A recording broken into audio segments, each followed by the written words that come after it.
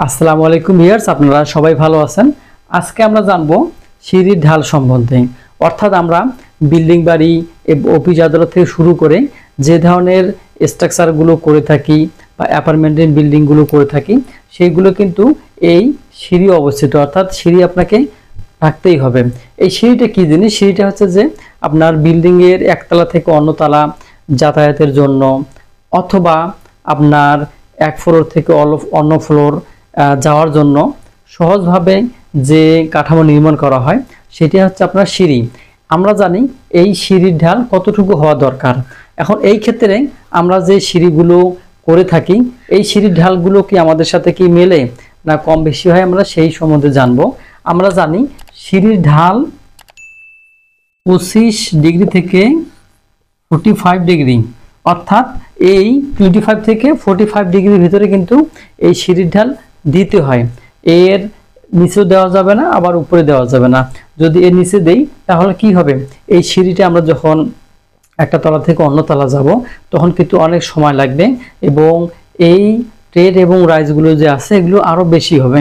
আবার যদি আমরা এখানে 45-এর জায়গায় 50 দেই বা আরও বেশি দেই, সেক্ষেত্রে সিঁড়িটা কি হবে, একবারই খারাপ হবে। তো যাই হোক, আমরা এর ভিতরে রাখবো। আমরা সচরাচর বাসা বাড়িতে যেই ট্রেড এবং রাইজারগুলো রাখি সেইগুলো সম্বন্ধে কিন্তু জানবো আমরা।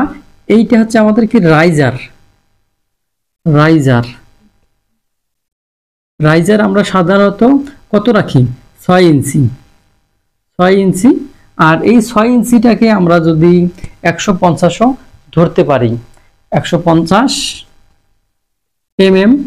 বা এটা হচ্ছে 6 ইঞ্চি। এবার এই যে ট্রেড, অর্থাৎ যেখানে পা দিয়ে মানুষ একতলা থেকে অন্যতলা যায়, সেইটাই কিন্তু আপনাদের কি ট্রেড। এই ট্রেড সাধারণত হয়ে থাকে 10 ইঞ্চি বা 250 তো যাই হোক, সচরাচর কিন্তু এই মাপের থাকে। তো আমরা এই সিঁড়িটা দেখব যে আমাদের এর ভিতরে, এই কন্ডিশনের ভিতরে এই স্লোপটা পড়ে কিনা, বেশি হয় কি কম হয়, আমরা সেই সম্বন্ধে কিন্তু জানবো। আপনারা অবশ্যই ভিডিওটি শুরু থেকে শেষ পর্যন্ত দেখবেন। তো আমরা এখানে রাইজার পেয়েছি 6 ইঞ্চি এবং ট্রেড পেয়েছি 10 ইঞ্চি। এখন এই 6 ইঞ্চির জায়গাতে আপনারা 5 ইঞ্চি করতে পারেন, 7-4 ইঞ্চি করতে পারেন। তো যাই হোক, যেভাবে করবেন আপনারা সেইভাবে স্লোপটা নিজে নিজে বের করবেন। আমরা একটা জানি, সচরাচর আমরা একটা সূত্র জানি। আমরা tan থিটা সমান কি জানি? এটা কিন্তু আমরা ছোট ক্লাস থেকেই, মোটামুটি 6, 7, 8, 9 থেকে কিন্তু জানি যে tan এর সাথে কার সম্পর্ক? এই যে লম্ব ডিভাইডেড বাই ভূমি। এই লম্ব বাই ভূমি দিয়ে কিন্তু আমরা আজকে এই স্লোপটা নির্ণয় করব। এখানে দেখেন লম্ব কোনটা আমার? এই যে খাড়া অংশটা কিন্তু লম্ব, এটা হচ্ছে রাইজার। অর্থাৎ এই আপনার যে সিঁড়িটা রাইজার, সেটা হচ্ছে কি খাড়া অংশটা। এখন আমরা লিখতে পারি এখানে tan থিটা সমান, আমরা মানগুলো বসাই দেই। এখানে লম্ব কোনটা আমাদের? এই 6 ইঞ্চি। তাহলে আমরা এখানে 6 ইঞ্চি দিলাম। এবং ভূমি আছে এই যে এইটা ভূমি, এই যে ট্রেডটা হচ্ছে ভূমি, যেটা আমরা 10 ইঞ্চি দিতে পারি। এখন আমরা এখান থেকে একটা মান পাবো। এখান থেকে যদি আমরা ভাগ দেই, অর্থাৎ 6/10, তাহলে আমাদের মান আসবে কত? 0.6। এইটা আমাদের মান আসলো। এখন আমরা থিটাটাকে এই দিকে রাখবো, 10টাকে আমরা ওই দিকে যদি নিয়ে যাই তাহলে এটা ইনভার্স বা পাওয়ার -1 হবে।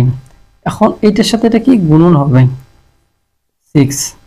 অতএব আমরা যদি এখন এটা ক্যালকুলেশন করি তাহলে আমাদের বের হবে 0.6। এই যে আমাদের আসলে এখানে 30.6 9 6, তাহলে আমরা এটাকে সে ধরতে পারি 31 ডিগ্রি।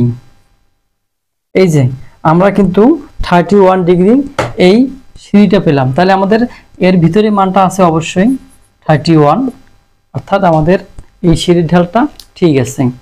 তাইলে আপনারা আপনাদের যে কোনো সিঁড়ির ক্ষেত্রে আপনারা সহজে কিন্তু ঢালটা নির্ণয় করতে পারেন, বা যেই স্লোপটা এই স্লোপটা কিন্তু নির্ণয় করতে পারেন। এইভাবে আপনারা ট্রাই করে দেখবেন আপনাদের বাসা বাড়িতে যেই সিঁড়ি আছে সেটার ঢাল কত। আমরা 25 থেকে 45-এর এর ভিতরে আমরা রাখবো। তো যাই হোক, আমি ভিডিও এখানে শেষ করব। আপনারা নতুন হয়ে থাকলে অবশ্যই চ্যানেলটি সাবস্ক্রাইব করবেন এবং আপনাদের গুরুত্বপূর্ণ মতামত এবং প্রশ্ন কমেন্টে জানাবেন। ভালো থাকেন, সুস্থ থাকেন, আল্লাহ হাফেজ।